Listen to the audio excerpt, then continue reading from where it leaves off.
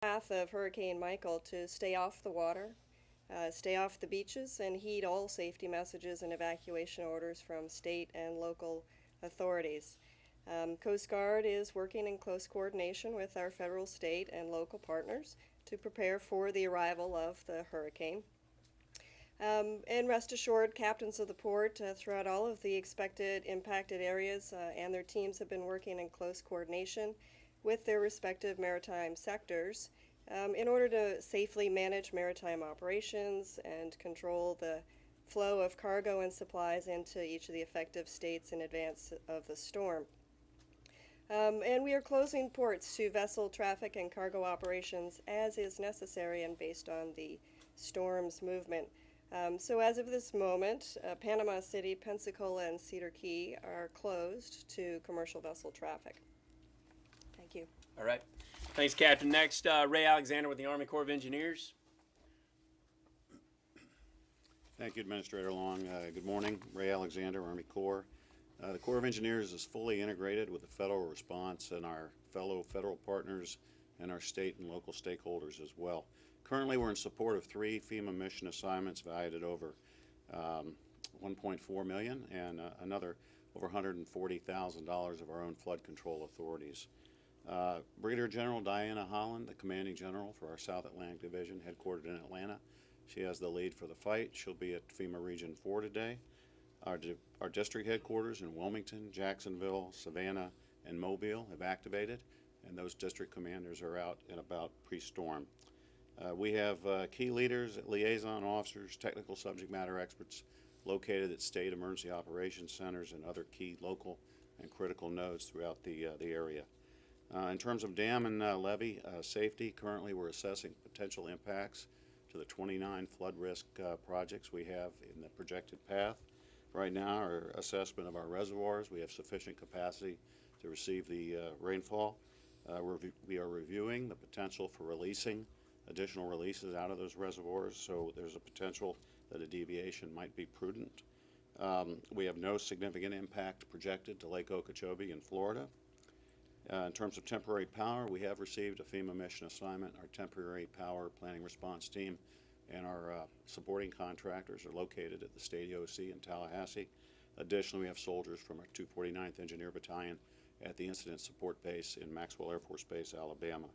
For navigation, our survey vessels are in safe harbor, and they're postured to support our colleagues from the Coast Guard and NOAA to open ports, channels, waterways as soon as it is safe. No missions in debris, roofing, water, wastewater. We're postured to support EPA to do assessments and provide temporary power on water, wastewater facilities. Lastly, the Corps is fully synchronized with the Department of Defense efforts and U.S. Army North, U.S. Northern Command, and the Department of the Army. Thank you. All right. Thanks, Ray. Finally, we have Reggie Cheatham with EPA, our partners over at EPA. Thank you, Administrator Long, and good morning. The Environmental Protection Agency is ready to respond to environmental concerns related to Hurricane Michael and is working very closely with our state and local officials to prepare to address any impacts. The agency's pre-landfall activities related to the storm are complete. These activities include contacting facility operations and reviewing the status of Superfund sites, oil sites, and chemical manufacturing sites. Much of that information gathered during Hurricane Irma and more recently Tropical Storm Gordon. In addition, we are prepared to address post-landfall impacts should they occur. EPA is also in close coordination with the state of Florida. We have embedded an on-scene coordinator in the State Emergency Operations Center in Tallahassee to coordinate response efforts for oil and hazardous substance releases should they occur. We also have an on-scene coordinator posted in FEMA's Regional Response Coordination Center in Atlanta, and as needs arise or as things change, EPA will continue to coordinate and support our federal, state, tribal, and local government partners. Thank you. All right. And last but not least, our partners over at the American Red Cross. Obviously, this is a huge mass care effort, so if we can have Mr. Peter Macias. Good morning.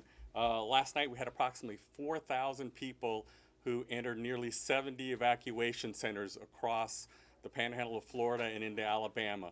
The Red Cross continues to leverage human and material resources to help with those evacuation centers. What we're doing is we're asking folks, please, please, if you're in the path of that storm, make your last minute emergency preparations, and if that means to get out, please get out.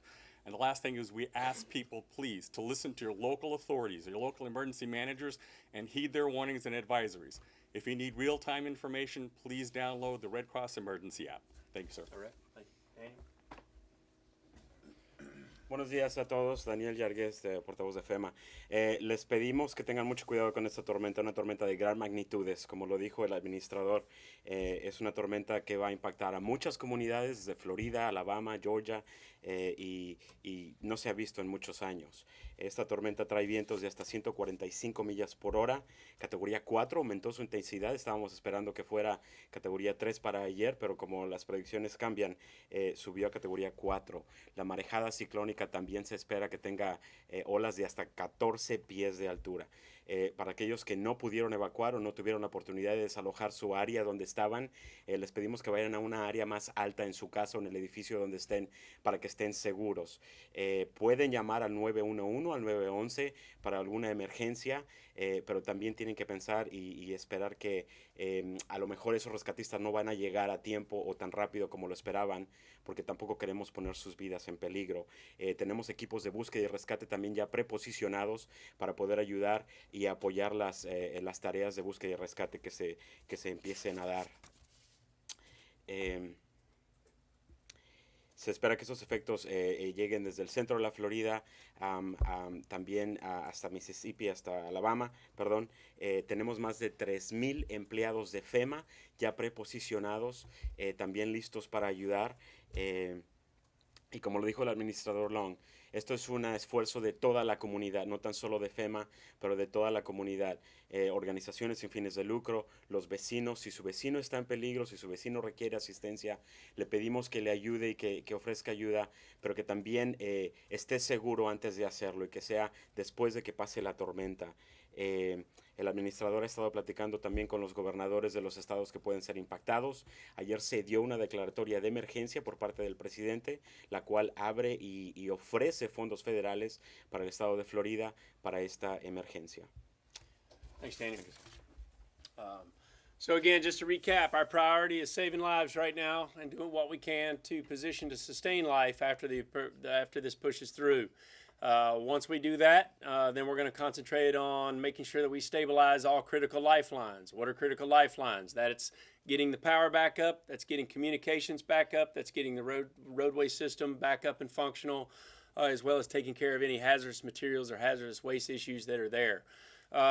In order to get the power, keep in mind, these are private power companies that we work with: Gulf Power, Florida Power and Light, the southern companies that are involved, Georgia Power. So they are already proactively staging power crews from all over the United States into areas ready to move on to get the power back on as quickly as we can, because we know that solves a large portion of the problems that we have after a disaster. But let me reiterate, this is, here again, and I keep saying this word far off too much, is unprecedented. So it's going to be a major hit. The power is going to be off for multiple weeks, and you need to get your mindset set on that and do what you can to prepare to overcome that. So with that, we'll stop and take questions.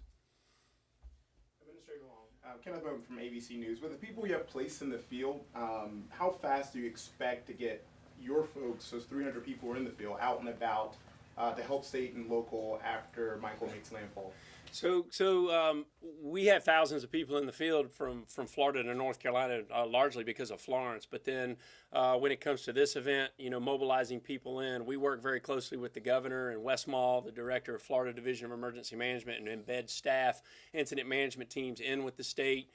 We try to provide liaisons into the local counties where the state directs us to. So we've already had staff there for over 48 hours. What we also do is stage. So when we stage people, we don't want to put people in harm's way. That could be pilots, that could be search and rescue teams, whatever it may be, able to move in once the storm elements pass. And it's a delicate game. It's a sequence game of, we got to get the roadway systems cleared. We do first push debris, get major roadways open, arteries open, so that we can get teams and equipment down those. But then we also have airlift support from our partners over at the Coast Guard, our partners at the National Guard as well, to be able to get in as many ways as we can. Yeah. Yes, ma'am. Administrator Long, Samantha Taroth, Spectrum News. Governor Rick Scott's emergency management chief sent a pretty blistering email late Monday night about the pace at which local panhandle officials have been preparing. Are you aware of any local lapses in response, and is this a huge problem? I think Director Westmall is doing his job and leaning forward and being proactive. I mean, look, you know, we're all held to the highest standards when it comes to my position or his standard. And if we see something where we don't see enough movement when people are not heeding warnings, then we got to pull out all stops and push forward. So I applaud Westmall as well as the governor for the proactive message. I mean, they're the ones out there telling people to take this seriously and move and get out of harm's way, because people are going to die as a result of not heeding the warnings. And it's unfortunate when people know better than the emergency managers that are out there. So, you know, what they did yesterday or last night with the wireless emergency alert system that we just recently tested nationwide, over a week ago, I applaud them for it. Push forward. Make sure everybody we're doing everything we can to make sure that they're leaning forward and understanding what's coming. Yeah. Good morning, Greg Wallace from CNN. The storm intensified pretty quickly. Is FEMA ready for it? Yeah, I mean, we're as ready as we can be, and rapidly intensifying storms in the Gulf it's not a new phenomena. We first started getting alerts on this from our partners at the National Weather Service on Saturday.